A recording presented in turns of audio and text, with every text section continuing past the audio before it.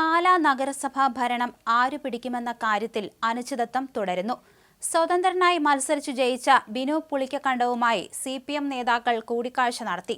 മന്ത്രി VN വാസവനും CPM ജില്ലാ secretary TR രഘുനാഥനും ഒന്നിച്ചെത്തിയാണ് കൂടിക്കാഴ്ച നടത്തിയത്. പുളിക്കക്കണ്ടം കുടുംബത്തെ ഒപ്പം നിർത്താനുള്ള ശ്രമമാണ് വാസവൻ നടത്തുന്നത്.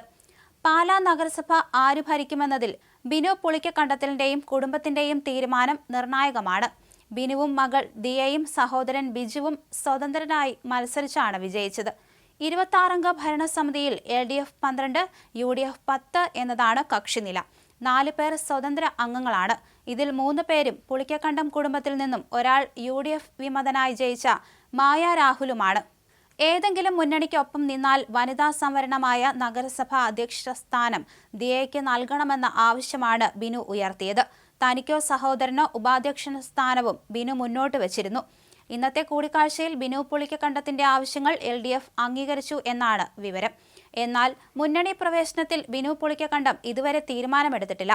കഴിഞ്ഞ ദിവസം ചേർന്ന സ്വതന്ത്ര കൂട്ടായ്മ യോഗത്തിൽ UDFനെ പിന്തുണയ്ക്കണമെന്ന അഭിപ്രായം ഉയർന്നിരുന്നുവെങ്കിലും യുക്തിസഹമായ തീരുമാനമെടുക്കാനും ഒരു വിഭാഗം നിർദ്ദേശിച്ചിരുന്നു.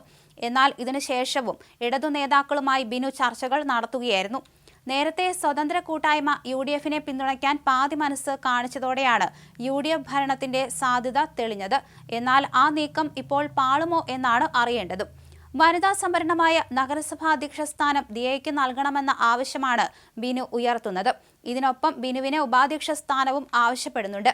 2 വർഷം ഉപാധ്യക്ഷ സ്ഥാനം നൽകണമെന്ന ആവശ്യത്തിൽ ചർച്ചകൾ നടന്നുവെന്നാണ് വിവരം. ഇതിനുശേഷം സ്വതന്ത്രയായി ജയിച്ച മായ രാഹുൽ, കോൺഗ്രസ്, കേരള കോൺഗ്രസ് പ്രതിനിധികൾ എന്നിവർക്കും അധ്യക്ഷ സ്ഥാനം നൽകുന്ന തരത്തിൽ ചർച്ചകൾ നടന്നു. ദിയ അധ്യക്ഷനായാൽ പാലാ നഗരസഭയിൽ ഒരുപിടി ചരിത്രങ്ങൾ പിറക്കും. ദിയ പാലാ നഗരസഭയിലെ ഏറ്റവും പ്രായം കുറഞ്ഞ അധ്യക്ഷയാകും. അച്ഛനും മകളും ഉപാധ്യക്ഷ സ്ഥാനത്തേക്ക് എത്തുന്ന അപൂർവതയ്ക്കാകും പാല സാക്ഷിയാകുന്നത്. ഇതിനൊപ്പം കേരള കോൺഗ്രസിന്റെ തട്ടകത്തിൽ കേരള കോൺഗ്രസ് എമ്മിന്റെ പിന്തുണയില്ലാതെ ഒരു ഭരണസമിതി പാലായിൽ അധികാരത്തിലെത്തും. LDFിൽ നിൽക്കുന്ന കേരള കോൺഗ്രസിന് അടുത്ത നിയമസഭാ തെരഞ്ഞെടുപ്പിൽ ഏറ്റവും വലിയ പ്രതിസന്ധിയായും ഇത് മാറും. എന്നാൽ പൂർണ്ണമായ UDF പിന്തുണ ഇപ്പോഴും ബിനു പ്രഖ്യാപിക്കാത്തത് UDFിൽ ആശയക്കുഴപ്പമുണ്ടാക്കുന്നുണ്ട്.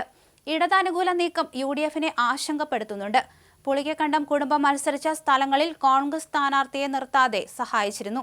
ഈ സഹായം കുടുംബം കാണാതെ ജനഹിതത്തിന് എതിരായി നിൽക്കുന്ന വഞ്ചനാപരമാണെന്ന് കോൺഗ്രസ് കരുതുന്നുണ്ട്. എന്തായാലും പാലാ നഗരസഭ ആര് ഭരിക്കുമെന്നതിൽ ഇത്തരത്തിൽ ഈ ഒരു കുടുംബത്തിന്റെ തീരുമാനം നിർണായകമാകുന്ന ഒരവസ്ഥയാണുള്ളത്. 20 അംഗ ഭരണസമിതിയിൽ LDF 12, UDF 10 എന്നതാണ് കക്ഷിനില. പാലാ നഗരസഭ ആര് പിടിക്കുമെന്ന കാര്യത്തിൽ ഇപ്പോഴും ഒരു അനിശ്ചിതത്വം തുടരുന്ന അവസ്ഥയാണ്.